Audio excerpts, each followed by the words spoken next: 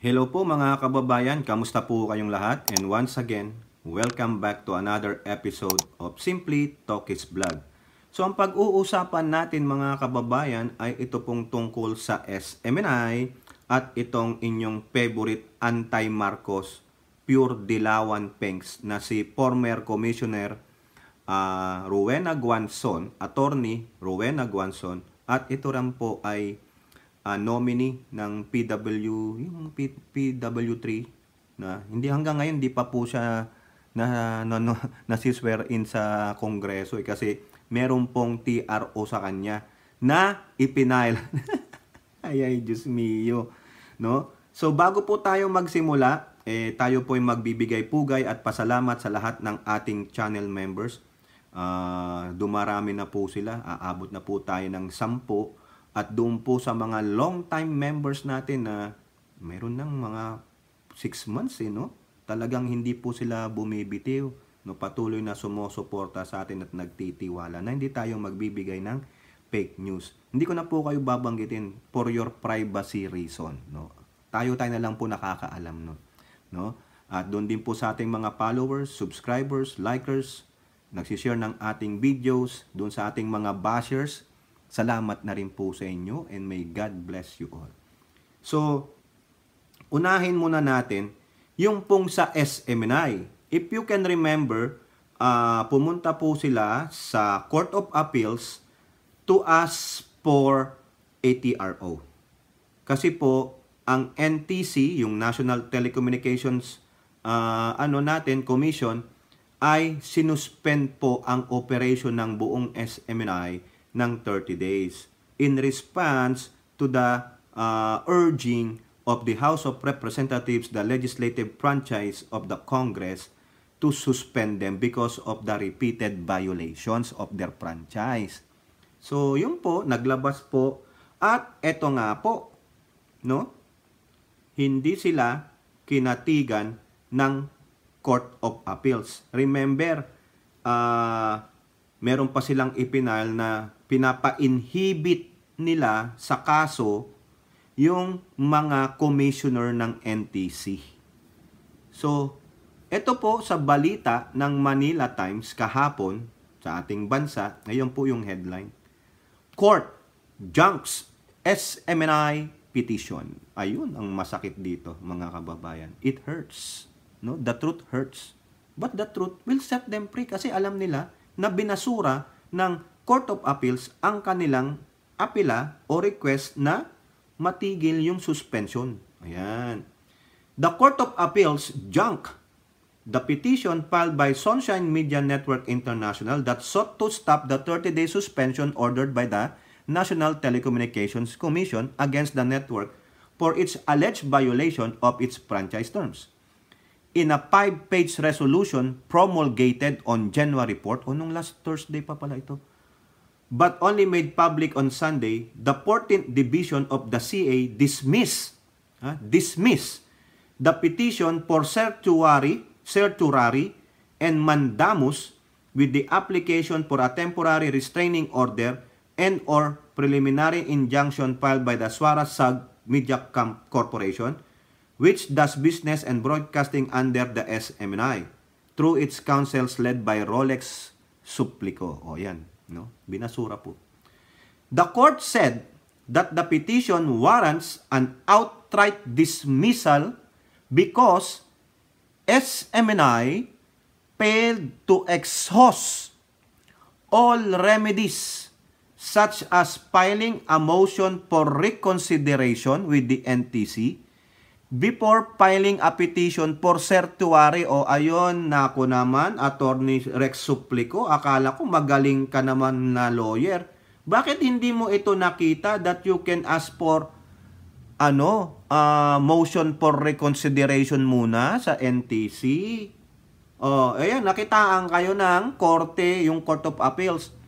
It said that SMNI must first show, among others, that they do not have any other, quote, plain, speedy, and adequate remedy in the ordinary course of law based on the rules of court. Quote, petitioners may not arrogate to themselves the determination of whether a motion for reconsideration is necessary or not. Ay, nako, Diyos mio. The Court of Appeal said the NTC was not given any opportunity to rectify whatever error it may have made or to address the ascription and aspersion of great abuse of discretion thrown at it by petitioner. O yun naman pala. Kasi ang sinasabi nitong mga petitioner sila Suarasag, no? Hindi daw sila binigyan ng pagkakataon ng NTC na makausap sila. The NTC just went ahead with the urging of the House of Representatives, yung legislative franchise. Hindi daw sila kinausap, hindi sila nag-hearing. So, tumunta sila sa Court of Appeals. Ano ang sabi ng Court of Appeals? You did not exhaust. Hindi nyo ginamit ang lahat ng paraan ng remedyo, such as filing for reconsideration. Di ba? Tulad nung nangyari sa ABS-CBN. Di ba nung sinasabing isuspende yung isang show nila? Nag-apela yung ABS-CBN sa MTRCB. They asked for motion for reconsideration, which is the proper procedure para ma-exhaust nyo bago kayo pumunta sa another remedy and whatever remedy you will using. Until na talagang wala na, doon lang kayo pumunta sa higher court. Dito sa tingin po, hindi ko po ini-interpret, akin lang pong pagkakaintindi.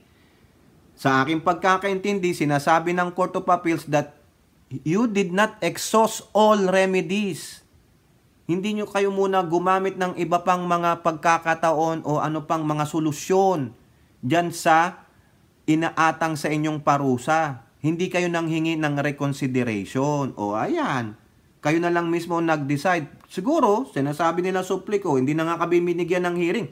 Mag-a-appeal, magre-reconsideration pa kami. Dapat nakita nyo po yan. Kayo po ay abogado. Magaling po yan si supliko. Hindi po ba? Tuloy natin. Thus, their failure to file a motion for reconsideration before filing the present petition is a fatal infirmary. Ang tindi naman nun.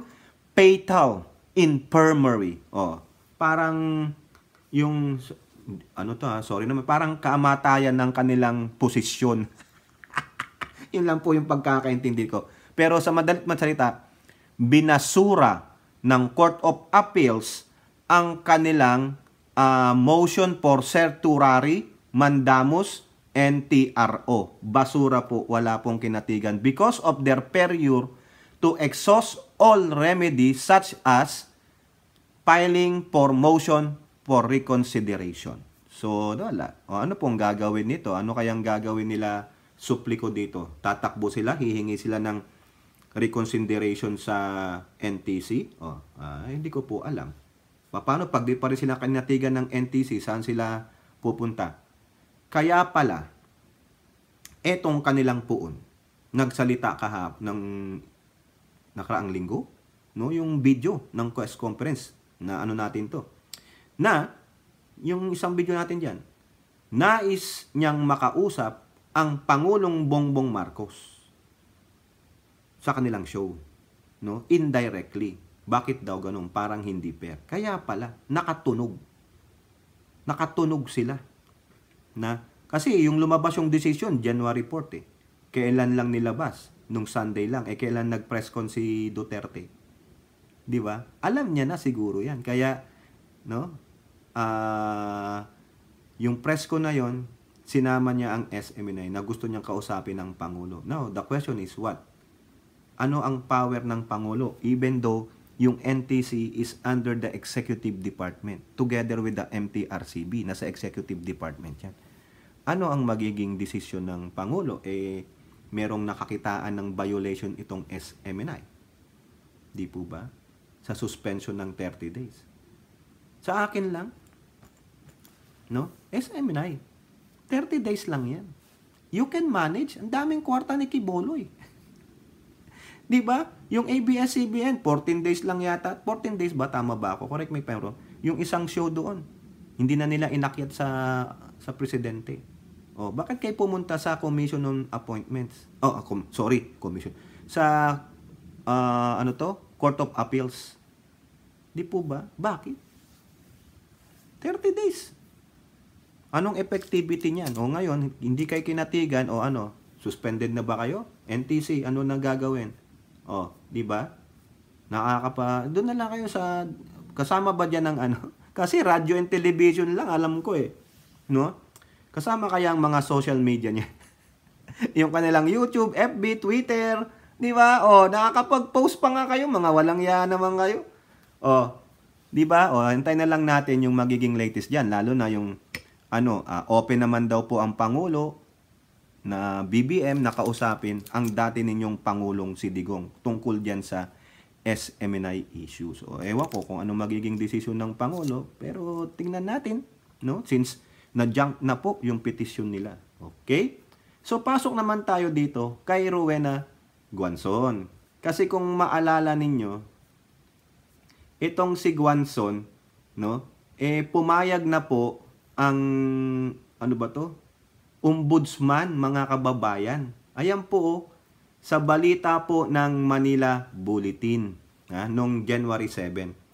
Ombudsman approves filing of graft charges versus ex-COMELEC Commissioner Guanzon. Naku, nabubulol ako kasi ang lamig po. Nagda-dry na yung lips ko.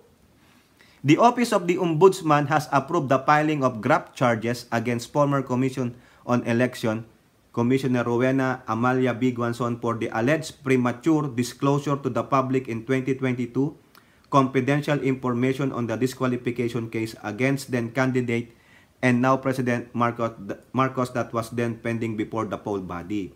So ang sa kanya, yung filing of graft charges, pero hindi po ito tungkol sa korupsyon ni Guanzon. Wala pong ganon. Siguro kaya lang tinawag na graft charges kasi doon nagpo-fall under yung kaso na pinal sa kanya. Kasi ito po, the alleged premature disclosure to the public in 2022 confidential information on the disqualification case against our president na noon ay kandidato. Quote, with the respondents, Guanzon, improper disclosure of confidential information, this office finds probable cause to indict her for violation of Section 3K of Republic Act number 319, Anti-Graft and Corruption Practices, practices. Yan sabi diyan. Alam siguro to ni Attorney Guanzon, yan si Guanzon as amended. Ayun po yung sabi ni OMB Officer Fatima Christine J. Franco Ilaw.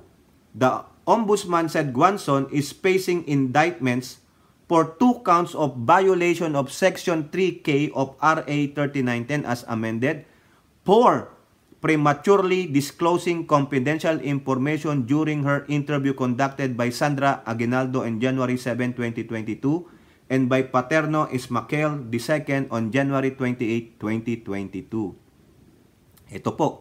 Section 3K of Republic Act 3019 punishes a public official for divulging valuable information of a confidential character acquired by his office or by him on account of his official position to unauthorized persons or releasing such information in advance of its authorized release date. So, ayun po yung nilalaman ng Section 3K of 3019. Hindi naman daw yata. Kasi pag nasa isip natin, graft and corruption, pera yan. Corrupt ka, no? Corrupt ka. Pero pinaliwanag po dito. Kasi naglabas ng confidential info si Attorney Guanzon that time na hindi pa dapat ilabas. Wala pa sa prescribed period ng paglalabas. Alam ko yung sinabi niya yata noon na di ba? Ganito. Ito po. Prior to the release of the COMELEC's February 10, 2022 resolution penned by Commissioner Amy P. Perolino that dismissed the disqualification case against Marcos, the OMB said Guanzon, who retired from the COMELEC on February 3, 2022, made separate interview with Aguinaldo, who is a reporter of GMA Network, and Ismael, a news editor of Rappler. Records disclose that by virtue of respondent's position, she acquired valuable information relating to the disqualification case of Marcos Jr. and she prematurely divulged such confidential information prior to the official release of the COMELEC's decision. O ayan. In an interview with Sandra Aguinaldo, si Guanzon daw po, announced her vote to disqualify Marcos Jr. Ayun po yung pinangangalandakan niya dati. Di ba napanood nyo pa yan? Then in another interview with Ismaquel II, she named and identified the ponente who will write the resolution and discuss the contents of her separate opinion on the disqualification cases. She divulged this information while the case was still pending and were being considered by the COMELEC First Division and before the release of their resolution. O, ayan, di ba? Talagang, mahalata mo na yung pagka-disgusto niya kay Pangulong Bongbong Marcos. The Ombudsman reminded that the COMELEC itself had adopted Resolution number 10685, also known as In the Matter of People's Freedom of Information Manual, which recognizes exception to the right of access information. Citing Resolution number 10685, the Ombudsman said the exemption include information, documents, or records known by reason of official capacity and are deemed confidential, including those submitted or disclosed by entities to government agencies, tribunals, boards, or officers in relation to the performance of their functions or to inquiries or investigation. Thus, all information acquired by respondent in the exercise of her quasi-judicial powers are considered confidential information. Ayun naman pala. Yari ka. So therefore, dahil dyan, dun sa kanyang pagmamayabang, mayabang po ito. Sinasabi niya, hasindera siya. Hindi sila magugutom. Hindi tulad ng mga Marcos supporter, mga patay gutom. Diba? Yan pa yung sinasabi niya. Meron pa siya sa labas ng simbahan na i-vlog natin. Pag ganun-ganun pa siya. Padasal-dasal pa pero sa maugali no gago. Diba? Ito po. Ito yung nag-file ng kaso si Attorney Topacio. The charges against Guanzon stem from the May 27, 2022 complaint filed by Citizen Crime Watch Chairman Ferdinand S. Topacio and President Diego S. Magpantay, who sought that Guanzon be indicted for 2 counts of violating Section 3K of RA 3019 as amended, 2 counts of violating Section 7C of RA 6713 or the Code of Conduct and Ethical Standards for Public Officials, Employees, and 2 counts of revelation of secrets by an officer under Article 229 of the Revised Penal Code. Ayan. Yan ang napapala nitong kayabangan kasi nito. Tapos, mga kababayan, kung maalala ko lang, sinabi ko kanina ito, na nung nanalo siya, akala niya makaupo siya. Pinailan po siya ng TRO sa Supreme Court nung yung sa Duterte Youth. I forgot his name Yung asawa po nun ay siya po yung congresswoman ngayon. Nangyari siya hanggang ngayon, di po siya maswear in. Kasi na-TRO sa, buti nga sa'yo, kayabangan niya. Nakita niyo yung kayabangan nito si Guanzon nung yung campaign period sa stage, gumaganong-ganong kung anong mga patama ang pinagagawa niya kay Pangulong Bongbong Marcos. Ayan, Guanzon, karma is a bitch because you are a biatch. You are more than a biatch. You are a witch biatch. You freaking idiot. Di po ba? Buti nga sa'yo yan. Di ako maawa sa'yo. Yabang mo Pero yun, di daw siya maguguto. Masindera siya. Matay gutom kayo. Tapos ganun pa daw siya. Umiinom ng coke patama kay Pangulong Bongbong Marcos. Di ba? Yabang-yabang. Tapos, nung pinuntahan siya ni Sandro Marcos, kinamayan siya. Nabigla siya. Sabi niya, ang bait pala nung bata. Pero hit na hit niya pa rin. Nagpa-picture sa dalawang Duterte Burak supporter, no? Yung kalbo, saka yung sexy dancer dati na hindi manalo-nalong party list. Ayun. Tinastay siya ng sarili niyang kakampi ng mga campings, pero depensa siya, kakampings pa rin ako. Gusto lang naman magpa-picture ng dalawang ito. Kita sila sa Japan. Ngayon, bumuka na naman ang bibig niya. Ano sabi? Guanzon on graft charges sa politiko. Hindi po ako nagnakaw sa gobyerno. Oh, pero ano ang ninakaw mo? Oh? Wala kang ang ninakaw na salapi. Ninakaw mo naman yung oras namin na makinig sa'yo ng walang kwenta. Ito na lang sabi niya. Ha? Hindi po ako nagnakaw sa gobyerno. That case filed by Attorney Topacio is related to my interview about the F. Marcos disqualification case. Oh, it was my duty to inform the public there were powerful people who were interfering in COMELEC and independence and the elections were at serious risk. Well, really? Eh, ang sinabi mo nga dun, yung statement mo, bakit ka naglabas ng ng pahayag mo tungkol sa gusto mong i-disqualify si Pangulong Bong Marcos, hindi naman yung may power people na gustong mag-interfere sa COMELEC, really? Wala naman to no? 'Di ba? Nakakaano to, mag-ano ka na lang, paliwanag ka na lang sa korte, Guanzon, ha? Diyan mo ipakita ang tapang at yabang mo sa korte. 'Di po ba?